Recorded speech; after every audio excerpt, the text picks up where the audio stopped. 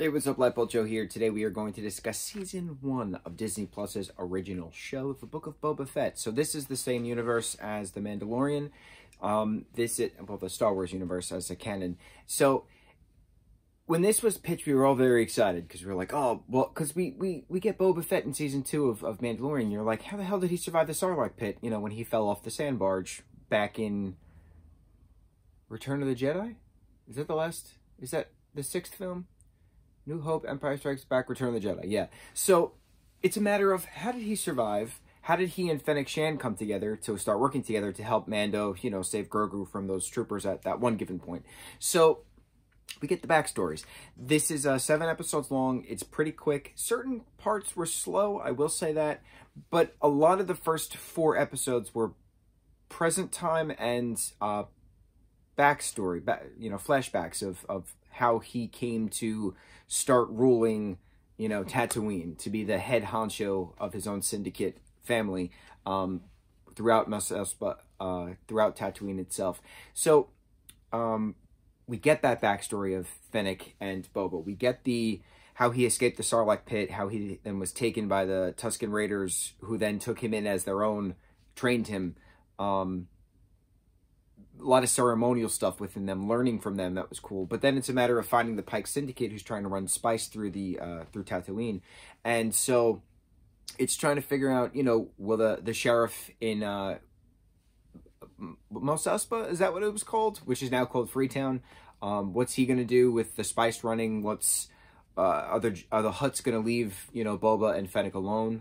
Because Boba took the throne from Bib Fortuna, who took the throne from Jabba. And in this means of solidarity, the Hutt twins, gave Boba a Rancor, which was pretty neat. Dana Trejo being the Ranco trainer. Did not expect that. That was pretty... Rancor trainer. It was pretty entertaining. As the story progressed, it's just like Boba. And he's on Tatooine, and that's it. We're not traveling anywhere. He's got his ship.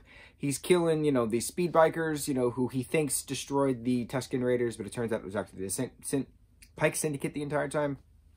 And then episode 5 comes, and you're like, oh, because it's pretty much a Mandalorian show at that point. 5 and 6 is just Mando stuff, and Boba gets, like, cameos in episode 5 and 6. 5 and 6 were incredible. Mando taking the Darksaber, trying to learn it, going back to the armorer, going on the starport. It's revealed that he took off his helmet, so he's a Mandalorian no more, as per the creed. But, you know, it's not every Mandalorian practices that creed, so he's fine.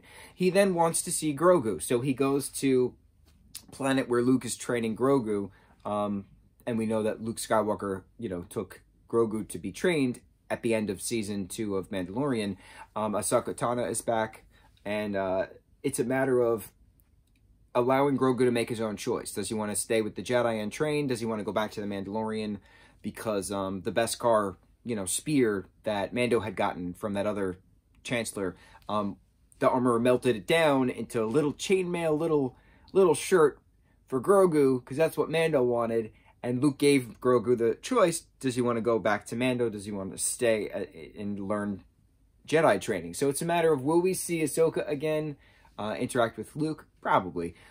She's probably going to go off, do her own adventures for her own show with Sabine Wren, trying to find Ezra Bridger and Grand Admiral Thrawn, which I'm very excited about. So it was a matter of what choice does Grogu make. And so in episode 7, the last episode, because it's only seven long, the end of 6, excuse me, we get the live-action debut of Bounty Hunter Cad Bane, which was just terrifying to watch on screen, mind you. He's pretty creepy. Incredible character. So that, and we know and love him from Clone Wars and Bad Batch. So having the showdown between the sheriff and Cad Bane was just intense, and then having a showdown between Cad Bane and Boba at the end of 7, very intense. Getting their history back together, because, you know, Cad Bane and Aurora Singh, they're bounty hunters who kind of took Boba in when he was a kid, and he escaped that, you know, not so much a prison, but, you know, juvenile detention center after he tried to assassinate Mace Windu for killing his father. So Boba was raised by Cad Bane and Aurora, technically, for a long time, until he went out and did his own bounty hunting stuff.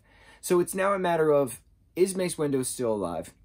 Because Tamora, who plays Boba, wants a Mace Windu showdown in Season 2 of Boba Fett. I would freak the freak out.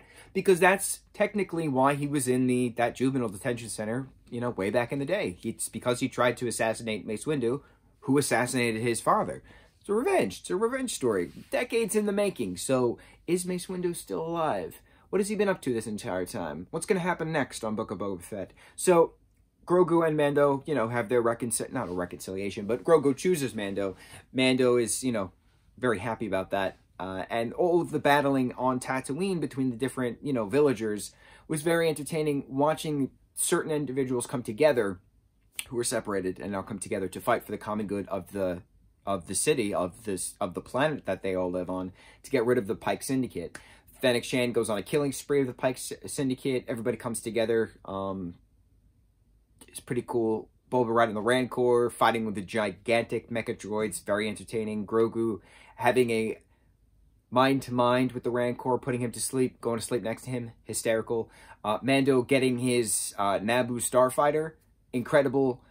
Just so many incredible moments that really stand out within the show. But again, it's a Boba Fett show, but a lot of the standout moments were in regards to Mandalorian and Grogu. So it's safe to say that Star Wars, now and moving forward, is about the Mandalorian, Din Djarin, and Grogu. So, let's see what happens next. I loved this show. It was very quick. Certain parts were slow, but the main story was quick. 5 and 6 were just absolutely incredible episodes. 7 was not as climactic as we all expected, but that's okay because it wasn't a whole galactic empire fighting against people. It was just locals defending their land. Basically, you had a lot of the space cowboy aspect to it, and that's what I love about Star Wars, is that space cowboy pirate kind of feel to it. Not so much the Jedi versus the Sith. I really could care less about that because the Jedi are just frustrating as far as I'm concerned. So that's why it's very entertaining to watch the bounty hunter aspect, the cowboy aspect, the pirate aspect, because it all comes together alongside the Force, alongside the Jedi and the Sith. Everything is all one within it, and that's what's neat, because it's not just one singular type of story, it's multiple different types of story in the same universe. Very cool, very smart, as the story has progressed since the original film in 1977. We should watch and review the Star Wars films at some point. We've talked a lot about the shows. Haven't really talked about the movies. I think we only talked about the last movie, which was episode 9, 10, whatever. 7, 8, 9. Episode 9. I think that's the only Star Wars movie we talked about. I gotta look this up. We'll see. On to the next review.